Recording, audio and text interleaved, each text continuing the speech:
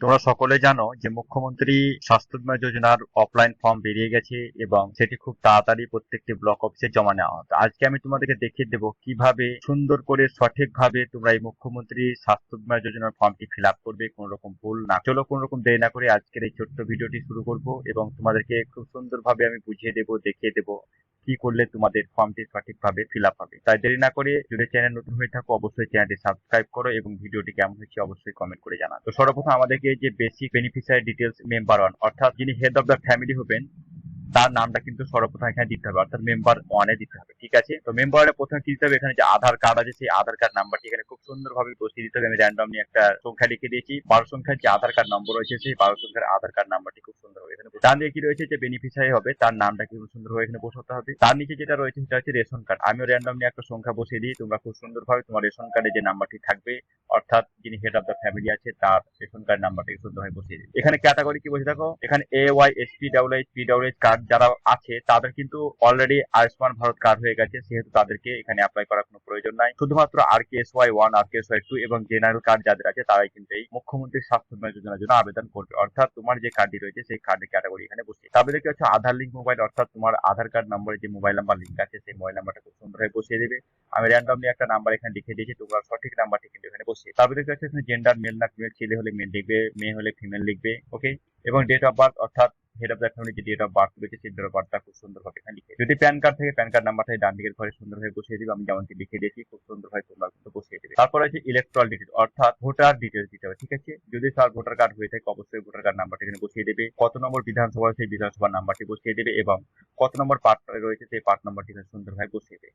এরপর দেখবে ডান দিকে রয়েছে সিরিয়াল নাম্বার, সিরিয়াল নাম্বারটা এই ঘরে সুন্দরভাবে বসিয়ে এবার আমাদেরকে দেখতে হবে যে মেম্বার 2 অর্থাৎ বেনিফিশিয়ারি 1 আমাদের কমপ্লিট হয়ে গেল।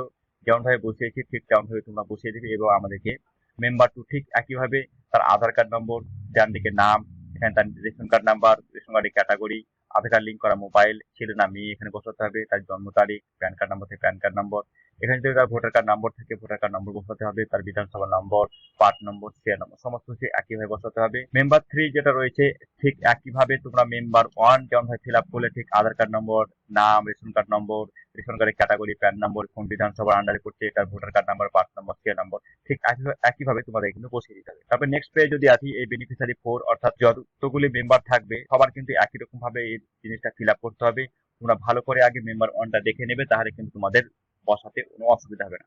আর কোনো রকম বসাতে যদি অসুবিধা হয় অবশ্যই তোমরা কমেন্ট করে জানাও, আমি তোমাদের সেই সমস্যার সমাধান করার চেষ্টা করবো সাধ্য মতো। ওকে, দেখতে পাচ্ছ এখানে মেম্বার 5 ঠিক একই আগের মতোই করে ফিল আপ করতে হবে, যেমনটি তোমরা মেম্বার 1 এর ফিল আপ করে। এখানে দেখতে পাচ্ছ মেম্বার 6 ঠিক আগের মতো করে এখানে দিতে হবে। এই নিচের দিকে একটা খুব ইম্পর্টেন্ট একটা লাইন আমাদের এখানে দেওয়া আছে, কি দেওয়া আছে দেখতে পাচ্ছ এখানে, basic beneficiary details additional member, অর্থাৎ এই যে 6টা ফ্যামিলি মেম্বারের নাম লেখার মতো জায়গা এই ফর্মের মধ্যে দেওয়া আছে।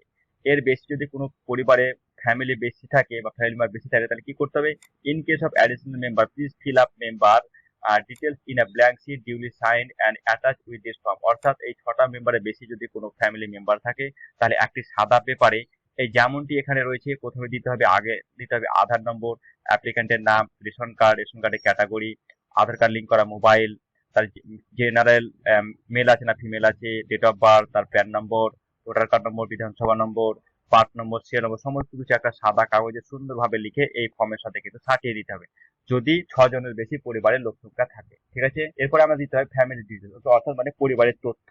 ঠিক মানে আমাদের অ্যাড্রেস দিতে হবে। ঠিক কি বলছে, full address, house number, street, village, ward. Okay, এখানে আমাদেরকে পুরো অ্যাড্রেসটা, ভিলেজ, পোস্ট অফিস, তারপরে পুলিশ স্টেশন, ডিস্ট্রিক্ট আর পিন নম্বর সহ আমাদেরকে সুন্দরভাবে আমাদের পিন কোডটা এখানে আমাদের অ্যাড্রেসটা এখানে লিখে দিতে হবে। তারপরে কি জেলার নামটা খুব সুন্দরভাবে লিখতে হবে, কোন ব্লকের আন্ডারে আমরা করি সেই ব্লকের নামটা লিখতে হবে, কোন পঞ্চায়েতের আন্ডারে সেই পঞ্চায়েতটা লিখতে হবে এবং পরিবারের যিনি হেড অফ দ্য ফ্যামিলি হবেন তার নামটা খুব সুন্দরভাবে আমাদেরকে এখানে লিখে দিতে হবে। ঠিক আছে, তোমরা ঠিক একইভাবে তোমরা লিখে দিবে। এখানে কি বলছে, টোটাল ফ্যামিলি মেম্বার, অর্থাৎ পরিবারে কতজন ব্যক্তি রয়েছে, কতজনের নামে আমরা ফর্ম ফিল আপ করেছি সেই সংখ্যাটা লিখে দিতে হবে। এই যে দেখতে পাচ্ছি এখানে রয়েছে SSUR এর নম্বর, অর্থাৎ এখানে আমাদের স্বাস্থ্য সাথী কার্ডের যে নম্বর রয়েছে নম্বরটি সুন্দরভাবে বসিয়ে দিতে হবে। যে স্বাস্থ্য সাথী কার্ড আছে সেখানে 17 ডিজিটের একটি নাম্বার আছে, সুন্দরভাবে দেখে দেখে নিখুঁত ভাবে তোমাদেরকে বসিয়ে দিতে হবে যেন কোনো রকম ভুল না হয়। তারপর কি রয়েছে, name and contact number of beneficiary, অর্থাৎ পরিবারের যিনি প্রধান রয়েছেন name and contact number of the beneficiary, অর্থাৎ প্রথমে যে যার নাম লেখা হচ্ছে পরিবারের প্রধান তার নাম লিখতে হবে, তার মোবাইল নাম্বার দিতে হবে। তারপরে সিগনেচার অফ দ্য বেনিফিশিয়ারি, অর্থাৎ বেনিফিশিয়ারি সিগনেচার, অর্থাৎ এখানে বলতে চাইছে যে পরিবারের হেড রয়েছে তার সিগনেচার বা টিপসই কিন্তু এখানে দিতে হবে। তারপর দেখতে হচ্ছে শেষের দিকে কি রয়েছে, receiving authority name, designation, contact number, অর্থাৎ সেখানে জমা দেওয়া হবে তার কি কোন ডিপার্টমেন্টে রয়েছে, তার কন্ট্যাক্ট নাম্বার, তার মোবাইল নাম্বার, সমস্ত কিছু কিন্তু এখানে দিয়ে দিবে। এবার রিসিভিং অথরিটি সিগনেচার, অর্থাৎ তারপরে সে কিন্তু সই করে দেবে। তো এইভাবে তোমরা ফর্মটা ফিল আপ করে কোনো রকম অসুবিধা হলে অবশ্যই তোমরা কমেন্ট করে জানাও। এবং এই ফর্মের সঙ্গে সঙ্গে আমাদেরকে লাগবে Aadhaar card, voter card, ration card, PAN card এবং স্বাস্থ্যসাথী কার্ড। এই 5টি ডকুমেন্ট আমাদেরকে কিন্তু এই ফর্মের সাথে সাঁটিয়ে আমাদেরকে জমা করতে হবে এবং প্রত্যেকটা জেরক্সের নিচে কিন্তু সই করে দিতে হবে। ওকে, তো এই ছোট্ট ভিডিওর মাধ্যমে আমি চেষ্টা করলাম তোমাদেরকে বোঝানোর কিভাবে তোমরা ফর্মটি ফিল আপ করবে নিখুঁতভাবে, কোনো রকম ভুল যাতে তোমাদের না হয়। তো দেখা হচ্ছে পরের ভিডিওতে, এরপরে নতুন কোনো একটা ভিডিও নিয়ে। ধন্যবাদ।